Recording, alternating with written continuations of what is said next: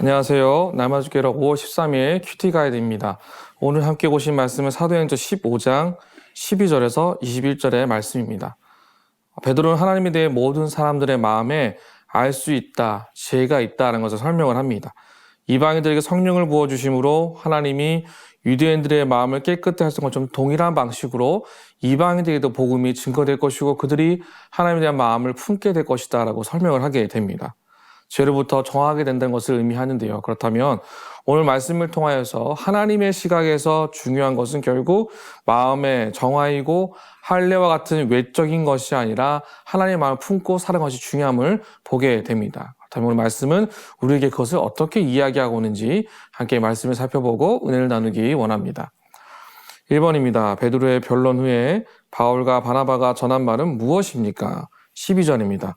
온 무리가 가만히 있어 바나바와 바울이 하나님께서 자기들로 말미암아 이방인 중에서 행하신 표적과 기사에 관하여 말하는 것을 듣더니 하나님께서 이방인에게 행하신 표적을 말합니다.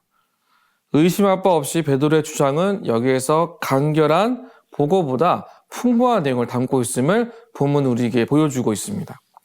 청중들은 바나바와 바울이 이방인들 가운데 그들에게 복음을 전하는 그 사역에서도 하나님의 기적적인 표적들을 제공하고 그것을 주장함으로써 하나님의 사역의 힘이 너희에게도 있다는 것을 분명하게 선포하고 있음을 본문은 우리에게 보여주고 있습니다. 2번입니다. 야고보가 인용한 말씀의 핵심은 무엇입니까? 15절부터 17절입니다. 선지자의 말씀이 이와 일치하도다. 기록된 바 이후에 내가 돌아와서 다윗의 무너진 장막을 다시 지으며 또 그 허물어진 것을 다시 지어 일으키리니 이는 그 남은 사람들과 내 이름으로 일컬음을 받는 모든 이방인들로 주를 찾게 하려 함이라 하셨으니 하나님께서 다윗의 무너진 장막을 다시 지으실 방법을 말씀하시는데 유대인들이 아닌 이방인들도 주를 찾게 될 것이고 그들이 하나님의 이름을 나타내며 선포하게 될 것이다 라고 얘기를 하고 있습니다. 여기서의 장막은 재건축하는 성전을 말하는 것이 아니라 하나님을 예배하는 새로운 장소, 즉 지금 현재 있는 교회를 의미합니다. 교회의 반응이 반드시 나타나게 될 것이다 라는 것으로 보여주고 있는 것이죠.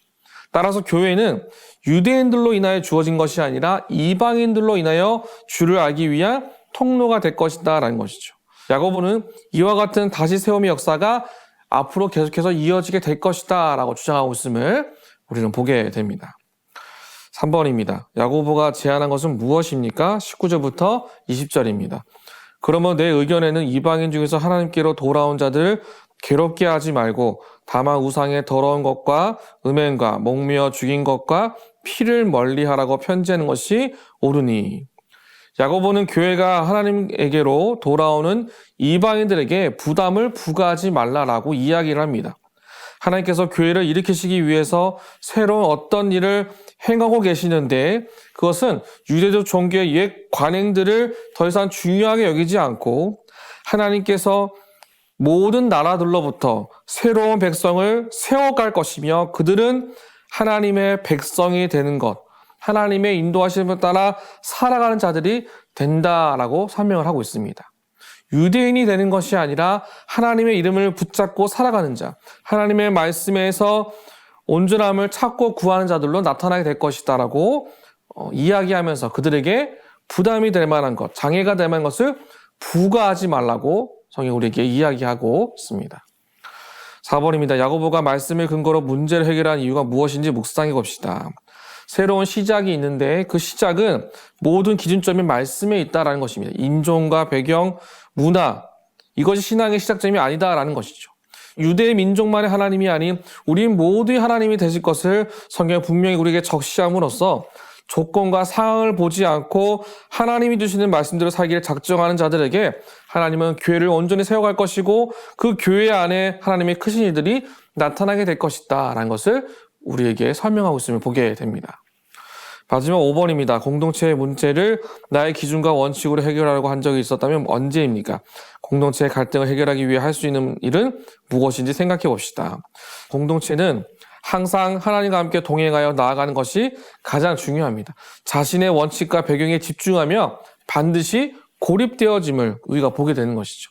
그 과정이 비록 내가 싫은 순간이 있을지라도 진행할 수 있는 능력을 주시는 하나님으로 말미암아 우리는 오늘도 승리할 줄로 믿습니다. 오늘 하루 예수의 이름에 소망했음을 기억하시고 주님과 함께 매 순간 매 때마다 하나님의 새로운 시작이 있음을 믿어 의심치 않는 저와 여러분 모두가 되시기를 주님의 이름으로 축복합니다.